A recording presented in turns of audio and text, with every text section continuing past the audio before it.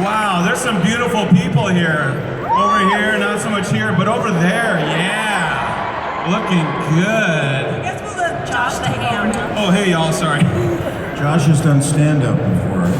Could you tell? I just want to thank Taylor. You can follow her on Twitter at Ms. Mingus Ritas for bringing me tortillas. That is what a true fan does. I'm a fat guy who loves tortillas, okay? So just bring me some. There's going to be a tortilla shortage in Chicago tomorrow when he's finished. Hey, just so you know, do not eat the tortillas in Chicago. We're nowhere near Mexico. I don't trust them. These are from Arizona. They're probably good. They are good. I know they're good. Well, welcome, guys. Fantastic to see you. Yeah, right? I had a vision of Abraham's army coming through a train car, and looks like I might be clairvoyant. So, welcome. It's fantastic to see you. First question, we got to dive right into this because we're all dying to hear what you got to say. You know, we've just come on season 5B, and so where, you know, is Abraham's army this season? You know, mentally, you guys still unified? What do you think's going on right now? We're a mess. Yeah, pretty much. Are you still? You're not. You still unconscious partially? No, Eugene is alive, I think. Does anybody know? Yeah. I start to question it myself. People are like, why are you knocked out for like 6 episodes? And I'm like, I don't know, man. Because I beat the shit out of him.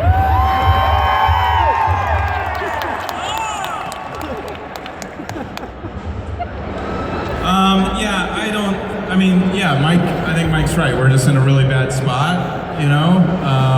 Sorry, family audience. I beat him up really, really, really badly.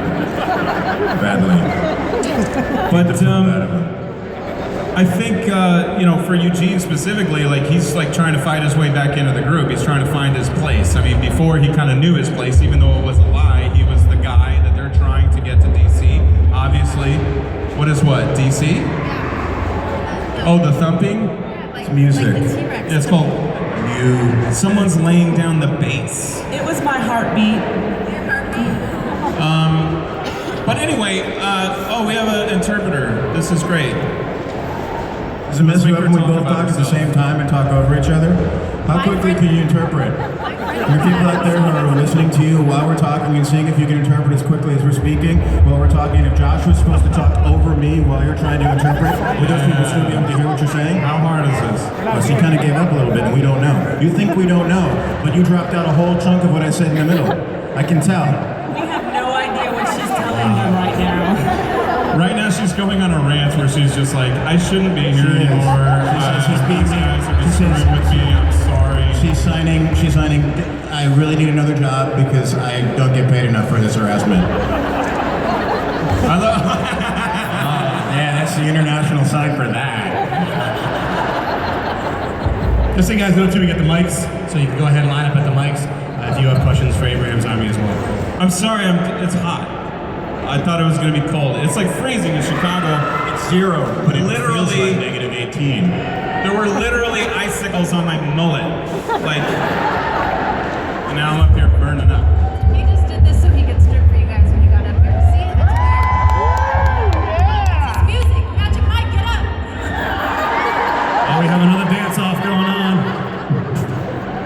But Christian, to follow up to my first question, you know, Rosetta seems to kind of be the go-between here.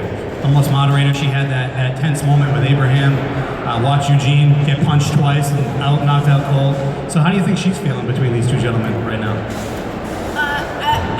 I feel like this group goes through ups and downs, big ups and downs, and so it's kind of everybody's responsibility to take care of each other when somebody's kind of incapacitated or not doing so well mentally. So I think that she just sees that there's a niche there and that she needs to step up because this one's a little out of it. She stopped me. I mean, she steps in between. She's able to, at whatever level, control him.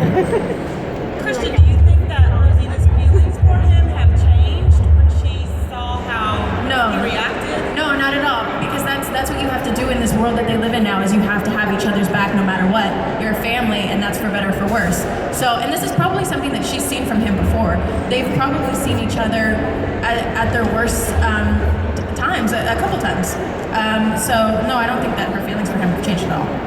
And I think it was obvious, and I love the moment where Abraham had like, the wild turkey over there or something, and I was like, yeah, it's not going to be good. And Rosita was like, yeah, he knows. Yeah. Well, she loves him and has his back anyway, Right. which is great. True love, even at its worst. Aw. There's some true love going over there with some tortillas right now. I think we've got some people lining up already. Absolutely. Which side are we going to first? We go right there. If you'll state your name and then ask your question, you can say where you're from too if you want. I'm Gabby, and I was wondering what was your least favorite scene that you've done? Least favorite? Yeah. That's a good question. The first like really action-packed scene that I did on the show with them, where this one shot up the truck and we had to run back to the truck to get our weapons. That was one of my first days on set, and I remember waking up the next morning like not being able to move, just from running back and forth and picking up the weapons and everything. My body was so sore, so that wasn't that fun, but it was still fun at the same time. No. I don't know if I have a least favorite scene. So politically correct. Pick something. No, I'm trying to think of it. I don't know. I have to think about that. I might get back to you on that. What was it like being on your knees for that extended period of time? That kind of sucked. All right. Yeah. What he said. Being on my knees sucked. Least favorite scene. Although the scene was one of my favorite scenes. So in production, how long would it shoot like that be? Like how many times did you have to be on your knees? I was on my knees for about a week and a half. They left me. They'd go home. I'd still be there. When that happens, you have to like choose your positions in the scene like strategically. I remember the scene, because you have to repeat it, the scene that I had with Steven and Alana where I was building the water filter. The first take we did, I was like, you rookies are like, they were sitting up like this. And I was like, you guys are gonna have to do that for 3 hours. And I sat on my butt on the ground, and by the end of it, they were like near on death's door. I was like, you gotta know There's people better. over here waving to us while we're doing a panel talking to you guys. They're over here waving. So everybody turn and wave to the guy. Hi, in the guys. corner. Thank you. Thank you for interrupting the panel. So I have a two-part question for Michael and Josh because it's around the water bottle incident that we just saw.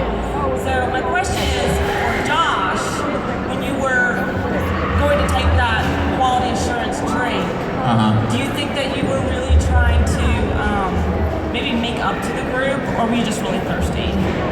I mean, I think there was a mixture of both. I think Eugene, he's still very smart. I mean, that's one thing that people say all the time. They're like, he's not that smart. He was lying. And it's like, no, that's how he was able to lie for so long, is because he's very smart. And I think he's able to do the math very quickly in his head. And so he kind of realized in that situation, like, look, if we're either gonna die from like, dehydration and starvation, or we're gonna die from this water. It's like, I'd rather have the satisfaction of having some water at this point. But he also, I think he really truly believed it was from a friend, or it's from someone who's trying to help them out. Even though this is a dangerous world, and you can't trust everyone, I still think that there are people you can trust. And it's not like everyone you come across is trying to steal your food and stuff like that. So, but then also I think that was his moment of like trying to step up and be some sort of contribution back to the group. Because right now he's just kind of useless. He's just a mullet taking up space. Thank you.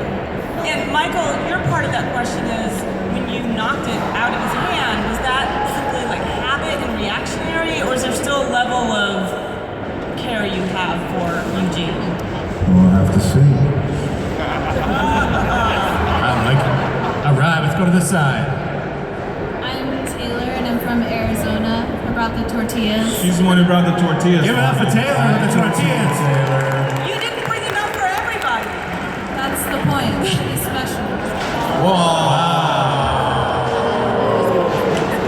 Okay, so my question is for Josh and Cudlitz, and I was wondering how the dynamic between Abraham and Eugene is going to change throughout the course of this season and the next season, possibly.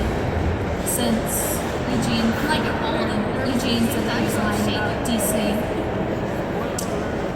Well, there's no guarantee that we make it to the next season, especially because Cudlitz, you die in the next episode, right? It's fun working with you. No, but I mean, the dynamics already changed, just obviously because their whole relationship was based on a lie, and so now we're just going to kind of, you know, live in that world a little bit of just like how two people. I mean, look at it this way: think about someone really close with you that's ever lied to you or you lost trust in.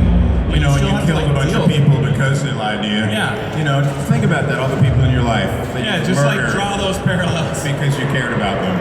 But you know, you still have to be around that person. Like how much that's changed and stuff. It's like I think this is stuff that's really interesting, and you know, I'm sure we'll see more of it. Well, also they both, their lives have completely changed. Meaning, you know, Abraham was at the end, there was nothing left to live for. In a very real way, Eugene saved his life. Now we're 2 years later, and what's changed in the world? Abraham's seen that there are things worth fighting for. There are people that love each other. There are people who are still doing selfless acts to help other people. Eugene's situation has changed. You know, he's in a whole different situation where he's not dependent on one person to take care of him. So we're going to see how that dynamic moves forward, and that's very key, I think, in both characters moving forward. Is how does their relationship develop, and you know, are they there for each other? Are they not there for each other? Are they complete nemesis? You know, throughout. Do I still want to kill him? Is he afraid of me? Is he not afraid of me? This is what the show does. Do you think that you two have talked since the fight? I mean, obviously we haven't seen it on the show. You've but- seen everything. You're seeing our relationship in real time. And do you think, and you brought up a good point too, do you think that's why Abraham keeps him alive? Because what did they name, 11 people that were dead because of Eugene's lie? You think he keeps Eugene alive because, you know, he saved him in that Oh, moment? so you're missing a whole other equation of people that have. These are people that we lost from our group. That's not the people I killed because of this lie. That we didn't know. People who got in the way of the mission. So there's a lot of dead people out there. But don't drag that. Abraham being so strong a man of principle, you know, obviously felt that loss. So we'll see where that goes. Yeah, fair enough. All right, I like it. Let's go back over here. Do you guys ever think that they'll have a cure? A cure? I don't. Whoa. Thank you. Good night. It's been a good convention. Good night. Yes, we should cure it next week, and Show's over. Better Call Saul will be airing for 2 hours every Sunday night from there on out. That's one thing that's funny because people will say to me, they're like, man, I really wish he had the cure. I'm like, oh, do you? Do you really wish Eugene had the cure? And, you know, made everyone, the show's over. Like, your favorite show in the world is just done at this point. And they're like, oh, I didn't think about that. I'm like, no, you didn't. Where are my tortillas? But big ups to Eugene though in the train car and then on the bus. I was kind of buying what he was saying. Was anybody else buying what he was saying about what caused this and everything? Most people were not. No, they were. They Glenn, were, right? yeah. Well, Glenn, hook, line, and sinker. So I was buying it. Big ups to Eugene. It's because I'm a good actor. I also think that there's even when a story tends to be flimsy, if it's in your best interest to believe that that's what's going to happen, or that's the circumstance, that's what human nature will do. And You praying know. that, you know, we were going to have something more to live for than just, you know, living for living. Tortillas. And tortillas, yeah. Yes. Let's go to another question. Going over here. Sorry, guys, are we boring the hell out of you? Oh. He's got to go get Nick Otero's picture, guys. Thank you for the question. This side. Hey, what's going on, guys? I'm Zach from Virginia, and my question, well, first, my favorite episode of Talking Dead was the one after Self-Help, where Michael and Josh were on being complete goofballs. So my question is, whose bromance is better? Michael and Josh's or Andy and Norman's? Andy and who? Andy and Norman's. Hey now. Who's that? Never heard of him. Darryl? You're talking about Darryl? Yeah, Darl.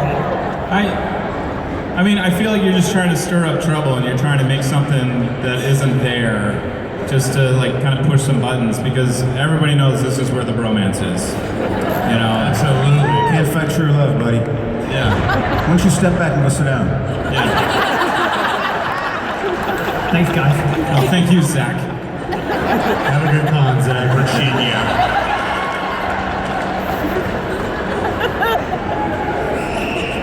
All right, let's go to my left. Well, if you haven't seen the last episode, then spoiler. But I love this. This is awesome. now that Tyrese is dead and that What? What are you talking about? Chad! Everyone gets up and runs to Chad's line right now. Chad Coleman! Yeah, I'm dead. Yeah, I'm dead now. I'm dead. this is what I have to put up with every day on set. Christian, I'm dead. What's your question? Well, now that Tyrese is dead and the new guy just came, what do you think the group is going to do about him? The new guy? Aaron. He has a name. It's Aaron. But we haven't met him yet. Oh, yeah. The girls met him. I don't know what you're talking about. Well, we'll see next episode how we deal with that guy. Maybe. It's in the trailer. Apparently Eugene trusts him. Yes, we will. I think Eugene trusts him. He was going to drink his water. How do we know it's from him? Well, We don't know that it's from him. the last few people we met that were strangers seemed to work out pretty well for us. So, you know, Terminans. we'll see. All right. Thank you. Let's go back over here. Hi, I'm Fiona from Chicago. Hey, Fiona from Chicago. What's your question? I was wondering, what is it like to get into your mental state before you film The Walking Dead? You know, because some people have to like take off their accents and like get into a certain state before you film. Well, for me, I have to stop being a jackass. Couple times. Was that a couple times? Yeah. I gotta do 2 passes of that. And then I'm okay. And then it's just crazy. I don't know. I don't know. Yeah, we all are just kind of, we goof off on set a lot and then we just jump into it.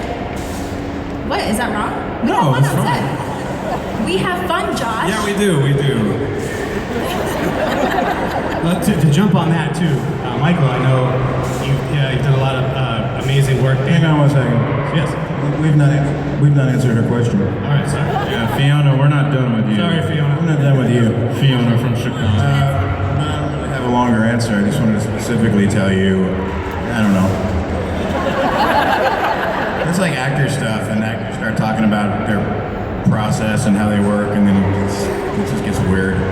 Sorry. So, Yeah. why are you sorry? No, but I think what it is that everyone suits their character so well that it really doesn't take much. I feel like everyone has a little bit of their character within them already, and we just go to set and we just no matter what I say, See, no matter actors what talking I about say. process gets a little weird. No, but please go I ahead. tried answering your question, and I'm in between Beavis and Butthead over here. Does that make you Daria? All right, should we do another? All right, now we can move on. I don't know. People listen to music a lot. I know that. They let music get them in the mood. You know, you talk about like dropping their accents or whatever. Yeah, the whole thing with the accents with Andy and Lauren. Here's the deal on that. They don't have accents. They pretend to have accents and then pretend they have to get rid of their accents to make the whole thing look all complicated. It's this big I'm just ordeal. tired of hearing about it. It's like we'll be sitting in our trailers, like ready to go, and like they're doing vocal warm-up exercises, like. And they do stuff like that. Steven does this boxing thing where he's like naked and he's like, we're all supposed to pretend he's not naked. He's like, hey guys, you know, and he's in line What do I for do? lunch. What do I do, guys? It's just very weird. What do you do? Really, Yeah. you're putting that on Yeah, us you right go now? ahead. I just want to hear you make something up really funny. Yeah, you don't do anything. Are you okay with that answer, Fiona? Thank you so much. Thank you. Thanks, Fiona. I would think that the climate of Georgia, I live in sorry, by the way. And Liar. I would think that the climate that you film in, with the clothing that you wear, probably helps you just deal with the way that you're feeling, especially like the last episode. Yes. The No, walking there's a and the lot hunger of- and the thirsty. There's a lot of shooting in the very, very dirty, very hot, sweaty southern Atlanta or southern Georgia, and we are, half the job is like, all right, you're in the city and looking miserable, and then you're like, okay, we're already there, and the rest is easier. Thanks. All right. Sorry, it's not that we're interrupting you. We were just having a They're having a I moment. was telling her she had something in her teeth. It was Well, you don't want to say that out loud. We're trying to avoid the Abraham knockout punch. But I do want to go back to Band of Brothers. We've done a lot of work on the Call of Duty games. So did that make it an easier transition to play Sergeant Abraham Ford? I think everything we do as actors is cumulative. When you do research for one thing, you have that for the rest of your life. I'm not in the service. I've never been in the service, but played a lot of service men, and I've done a lot of research and training for it. So I think that helps portray what they do. But it always comes down to you have to honor what the job is and what those men and women do. So yeah, I think it one does help the other. I don't know if anything in. Keep talking about Band of Brothers and other stuff we don't care about, man. Yeah. Oh dear. So yes. So yeah, it actually is important because what they do needs to be represented properly in film and television. But I don't think things like Call of Duty necessarily help anything except my kids have fun. Fair enough. All right, let's go back over here. Hi, my name's Laura. I'm from Bloomington, Illinois. And Hey, Fiona, Laura. hi. Fiona actually took my question, but I came up with another one. What is it like to lose a cast member like Beth and Tyrese? Like, what is it like to work with them for so long? And then suddenly, No, we found them. They're over there. on set. It's hard because you get so close and you go to work every day and whether you're cranky or you're this or you're that or you're sick, everyone's always got your back. You become a really tight knit group. And when we say the Walking Dead family, we truly mean it. And so when somebody goes, you don't get to see your best bud every day, and that's sad. But you know that their character is leaving because they've done their character justice to the moon and back. They've done an amazing job, and they're going to go off and do amazing more things. So it's a catch and release program we got, and it's sad. Thank you. Thank you. All right, let's go back over here. Hi, I'm Kara, From Chicago. Kara from Chicago. What's your question? My question is, if the apocalypse were to happen tomorrow, would you be as good as you are in the show, or would you be one of those people to just hide and not fight any of the zombies? But I this, think I'm just as tough as I am on the show. it's not for Eugene, because in one of the episodes, he was running and there was a walker, and he even had a backpack on his ankle, and he was still catching up, so that doesn't really apply to you. I love people from Chicago. Thank you. I didn't want to answer your question anyway, so thank you. Stuff that there's not really going to be a zombie apocalypse. Yes, it's possible. Stephen Yun told us at the Apple store yesterday there is Stephen going Yen to be trims one. naked. So stop with If Stephen. zombies weren't a It's thing, Yun. we wouldn't Yun. know. Stephen Yun, like gun. Yun. Like fun. Young like fun, y'all. We got off topic. We'll come back. I'd be ready. I'd be ready. I wouldn't. Well, would the two of you protect Josh? Would the two of you protect I Josh? still wouldn't. Would we protect Josh? No, both of you would push me out. All you gotta do is outrun Josh, and you're safe. It's like getting away from a bear. You don't have to be the fastest. You just don't want to be the slowest. You have to be faster than Josh. Yeah, you would totally Otis me, dude. Yeah, we It'd totally be always shoot him in the leg and take all his shit from his backpack. I'm like, we're almost out of the school. Thanks. Hi, I'm Nick Palis from Bartlett, and my question was, who are the biggest troublemakers on set? Easily. Better than Norman? No, I mean, who's this guy they keep talking about? The guy named Durrell. Oh, Darrell. I suck. I'm sorry. I think it's you Kid two. with the kid with the wings? Yeah. Do you guys not think it's you two? Because I do. Well, no one's gonna admit that they're. Hey guys, I'm the biggest troublemaker. It's Like that's definitely like Josh. arrogant. He plays pranks on everyone on set.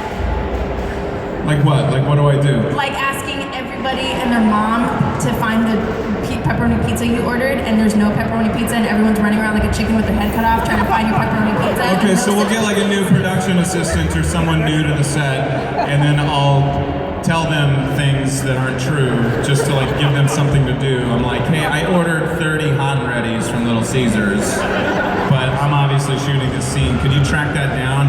And then so for like an hour, they're like, Mr. McDermitt needs his hot and readies, and like they don't, there's no hot and readies. Or like this one guy comes in, and like I do it all with a straight face. I was like, hey, someone from the production office was supposed to bring over the registration form for a hot body contest I'm entering, and they haven't brought it over, so do you mind running to the production office and printing it off for me? And like just the thought of this guy running around asking for the registration form for the hot body contest for Mr. McDermitt just tickles me. Let's just get this clear. There's absolutely nobody on set that calls him Mr. McDermitt. That idiot needs the hot body contest form. That's more accurate. Thank you. I think that answered your